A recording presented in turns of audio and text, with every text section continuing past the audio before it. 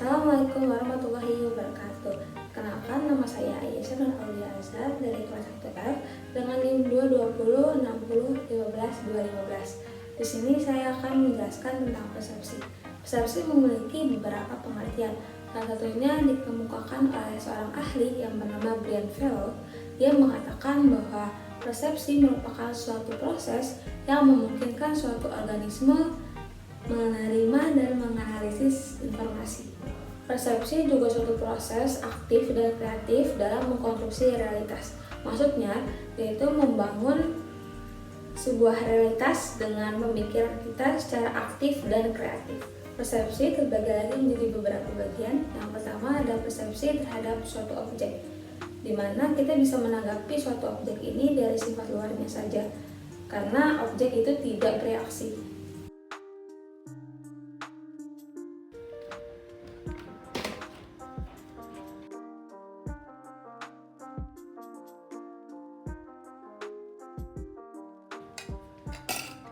Berbeda dengan persepsi yang kedua, yaitu persepsi terhadap manusia, di mana kita bisa menanggapi dengan suatu perasaan, bisa juga dengan lambang-lambang non-verbal atau verbal, karena manusia ini bersifat dinamis atau bereaksi.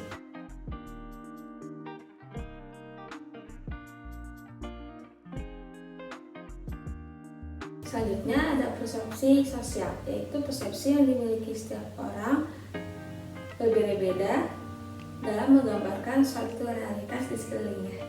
Oleh karena itu, persepsi sosial dibagi lagi menjadi beberapa sifat. Yang pertama berdasarkan pengalaman, yang kedua berdasarkan dugaan, yang ketiga berdasarkan selektif, yang keempat berdasarkan evaluatif, dan yang terakhir berdasarkan kontekstual. Persepsi bersifat pengalaman yaitu persepsi kita terhadap suatu hal, seseorang, ataupun kejadian yang serupa yang berkaitan dengan pengalaman kita pada masa lalu. Yang kedua, ada persepsi bersifat selektif, yaitu menginterpretasikan secara selektif apa yang dilihat seseorang berdasarkan faktor-faktor yang terjadi. Selanjutnya, ada persepsi bersifat dugaan, yaitu menduga suatu hal dengan menyimpulkan secara langsung sesuai dengan persepsi kita. Lalu ada persepsi bersifat evaluatif, yaitu menerjemahkan suatu hal berdasarkan pengalamannya di masa lalu. Lalu yang terakhir ada persepsi bersifat kontekstual, di mana sifat ini pengaruhnya paling kuat di antara sifat yang lainnya, karena sesuatu yang terjadi sangat dipengaruhi oleh kontekstual atau pandangan kita terhadap objek atau kejadian tersebut. Cuplikan berikut merupakan contoh dari persepsi sosial, yaitu bersifat dugaan, di mana Raffi menduga bahwa Rafa mendapatkan nilai bagus ini karena menyontek.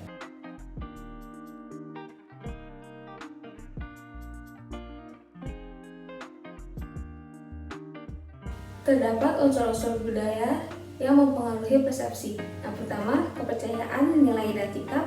Yang kedua, pandangan dunia. Yang ketiga, organisasi sosial. Yang keempat, tabiat manusia.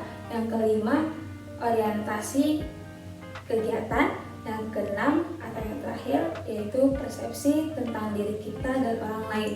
Keenam unsur budaya ini dikemukakan oleh Larry dan Richard. Dalam persepsi juga pasti ada keliru dan kegagalan. Salah satunya yaitu efek halo, di mana efek halo ini membentuk kesan terhadap seseorang secara menyeluruh yang dapat menimbulkan penilaian kita terhadap hal tersebut. Contoh dari efek halo ini, misalnya ketika kita di rumah mandi dan berpakaian rapi, ada adik kita bertanya mau kemana kak gitu.